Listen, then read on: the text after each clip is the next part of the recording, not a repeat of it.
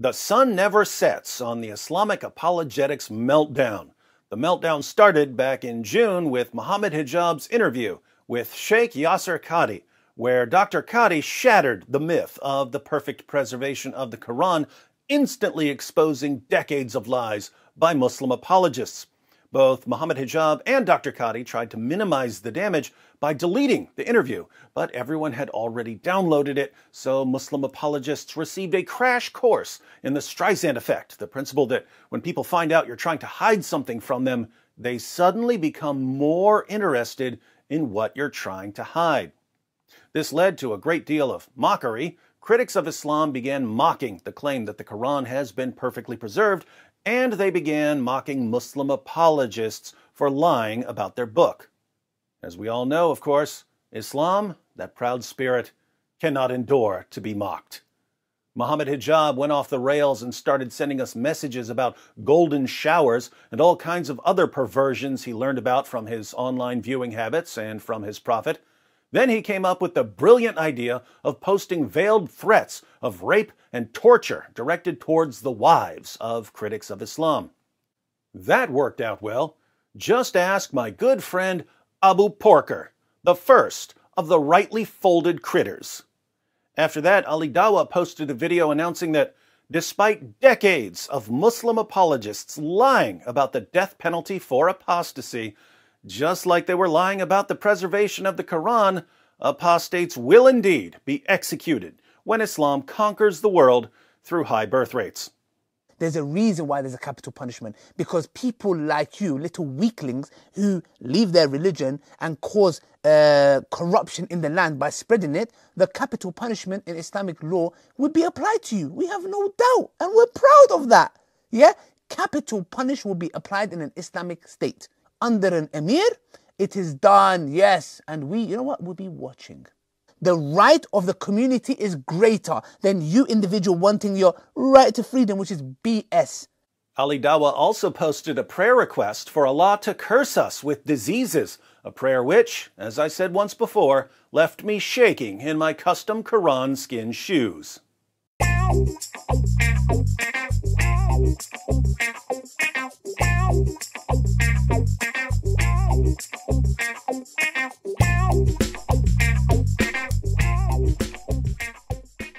Mohammed Hijab and Ali Dawah and Farid and Adnan Rashid then came together like the Constructicons forming Devastator to try to get critics of Islam banned from Patreon. This led to critics of Islam getting much more financial support, and as we all know, mo money, mo projects.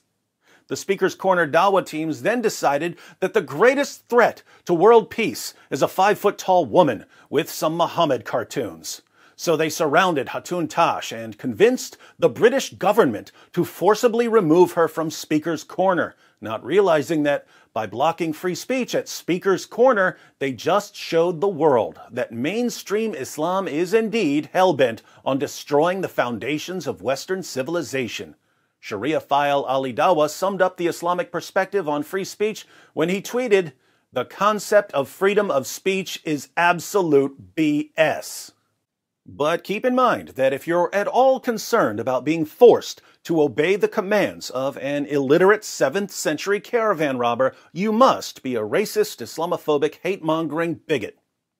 Ijaz Ahmad recently entered the fray, hurling racial slurs and threats at his opponents, not to mention doxing them, in an effort to get them brutally murdered.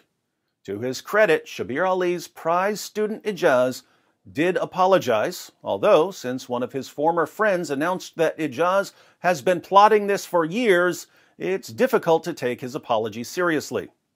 Not to be outdone, Islam's greatest apologist and my personal nemesis, a man who was defending Islam when Mohammed Hijab and Ali Dawah were still in diapers, much like Aisha when Muhammad started lusting after her, a man who publicly declared war on me a few months ago, a man whose entire life has been dedicated to imitating his prophet in every way, was arrested for his extraordinary collection of child pornography.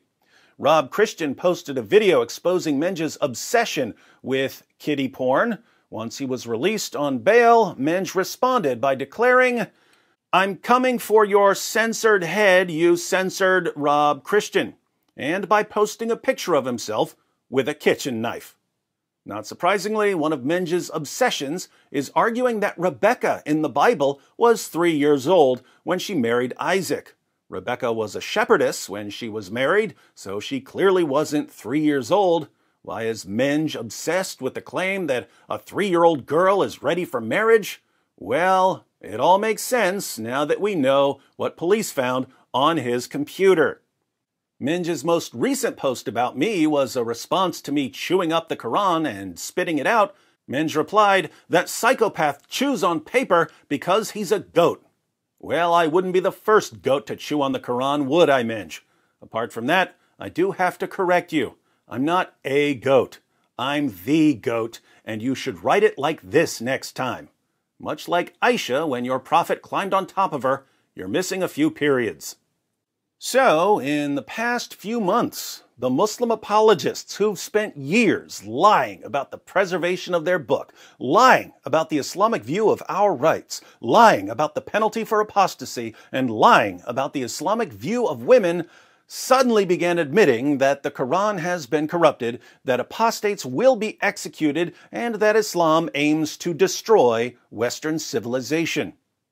They've been babbling about golden showers, threatening women with rape and torture, calling on Allah to give us diseases, getting Christians removed from Speaker's Corner, trying to get us deplatformed, using racial slurs, threatening us, doxing us, and of course, vigorously masturbating to child pornography. Why do we mock their religion? Because Muslim apologists lose their minds when we mock their religion, and when they lose their minds, they start admitting things about their religion that they would never admit when they're calm enough to lie. At this point, you might be wondering, if Muslim apologists are doing such an awesome job exposing and destroying their own ideology, what's the point of non-Muslims criticizing Islam? Well, the Bible commands us to love our enemies. The Bible says if your enemy is hungry, feed him. If your enemy is thirsty, give him something to drink. The same principle applies here. If someone who counts you as an enemy is destroying his own ideology, help him destroy it. So I say to Sheikh Yasir Qadhi and Mohammed Hijab and Ali Dawah and Farid and Adnan and Ijaz and MENJ, I'm here for you guys. Take my hand and let's expose history's most obvious false prophet together. Helping you is the least I can do, since you're basically signing my paychecks.